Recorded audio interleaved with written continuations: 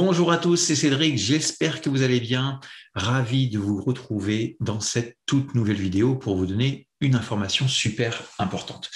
Je viens tout juste de terminer un coaching avec quelqu'un et on a travaillé sur quelque chose qui est très important et j'avais envie de vous en parler. J'avais envie de vous parler de cette croyance qu'on peut avoir en tant que chanteur et qui peut nous poser problème.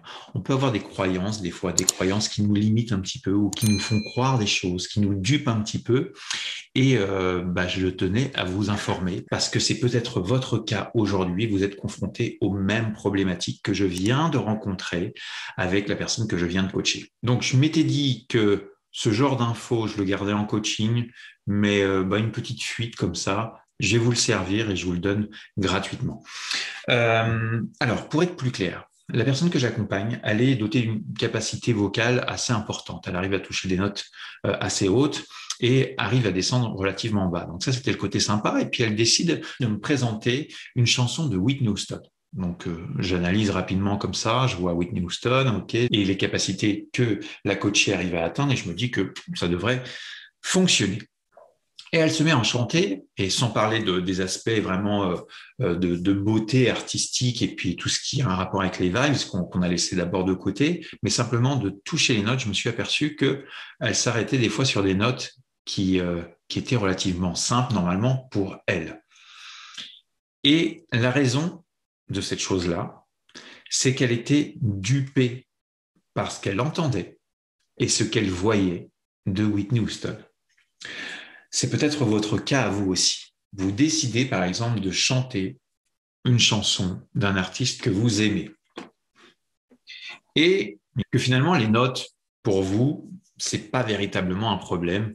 Vous arrivez à les atteindre plutôt facilement, en règle générale. Et d'un seul coup, vous vous mettez à chanter avec la chanteuse, et là, boum, difficulté. Ça ne passe pas.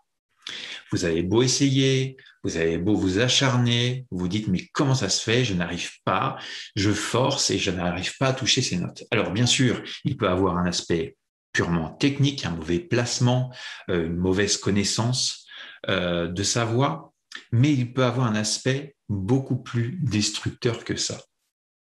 Cet aspect-là, c'est de voir que la chanteuse est en train de donner une énergie impressionnante alors que vous n'en avez pas forcément besoin. Je ne sais pas si vous comprenez bien ce que je veux dire. C'est que quand on regarde Whitney Houston, quand elle se met à chanter, quand elle atteint ces notes relativement hautes, on sent, bien sûr, comme beaucoup de chanteurs, qu'elle est engagée dans ce qu'elle fait, qu'elle déploie toute son énergie pour pouvoir toucher les notes qui sont sur son registre aigu. Et à côté de ça, on a une personne qui a de plus grandes capacités dans les aigus, mais voit Whitney Houston avec une grande énergie.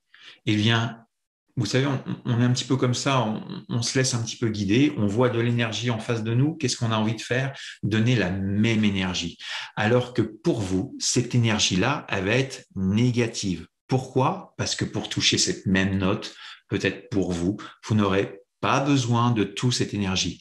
Vous aurez besoin de cette énergie sur d'autres notes bien plus hautes. Donc, on se fait duper, d'accord?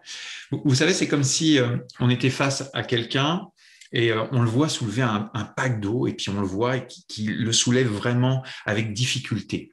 Vous allez arriver derrière, vous allez prendre le pack d'eau, vous allez sentir cette lourdeur. Dans un même temps, vous avez quelqu'un à côté qui porte ce même pack d'eau avec facilité. Vous allez vous pointer derrière lui et ce pack d'eau, bizarrement, va vous sembler peut-être plus léger. D'accord? Donc, on est toujours un petit peu influencé par ce qu'on voit, mais ça ne veut pas dire que ça correspond à qui vous êtes vous. D'accord? Donc, ça se travaille.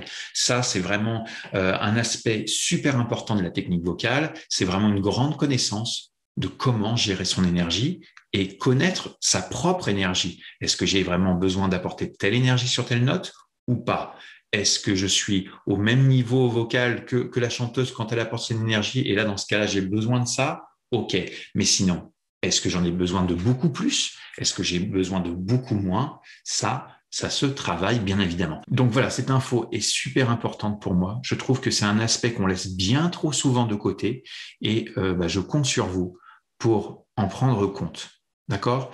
Quand vous chantez une chanson, vérifiez bien l'énergie que vous avez besoin sur telle note comparée à l'énergie que la chanteuse a besoin pour toucher cette même note.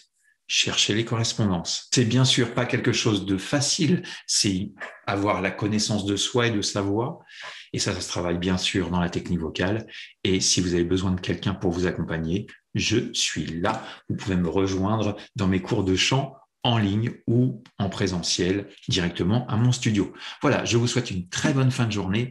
À bientôt. Bye bye.